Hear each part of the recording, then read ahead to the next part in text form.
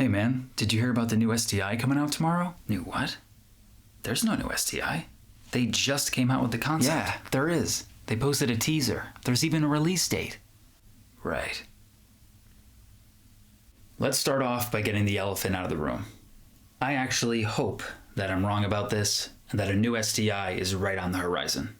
But I just don't think that that's the case here, and let's quickly talk about why. So there's no Subaru STI being unveiled, especially not in the US domestic market. Tomorrow at least. The rumors stemming from posts across social media, more particularly from Subaru.jp on Instagram.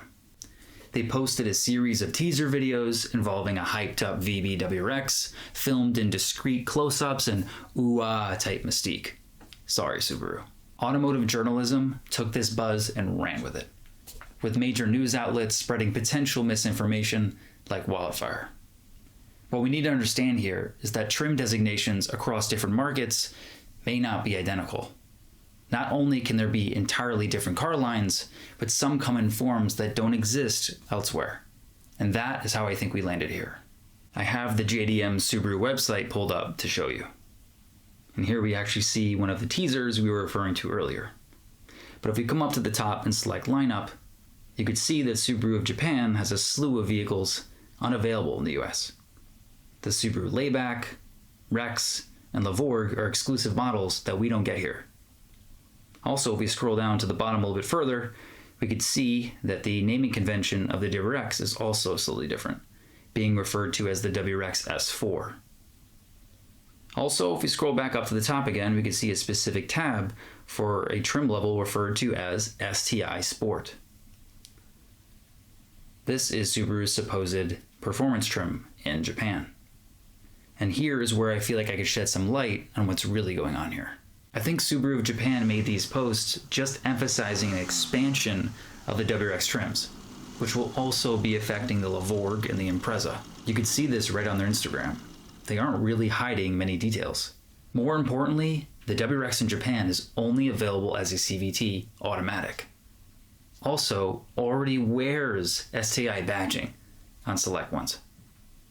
So I think what's really happening here is they're going to be offering a manual variant, which they otherwise haven't had up until this point.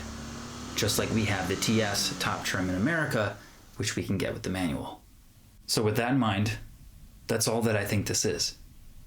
But considering they did recently unveil a new boxer engine STI, what could one actually look like? Let's talk about my list really quickly of what I think a next-gen STI could look like, or should look like for that matter. I made a little list earlier right here. Starting off, color-matched fender flares to set it apart from the regular ones. 6-speed manual only. DCCD, which is driver-controlled center differential. Front and rear limited slip diffs. Brembo brakes, which has already become pretty standard.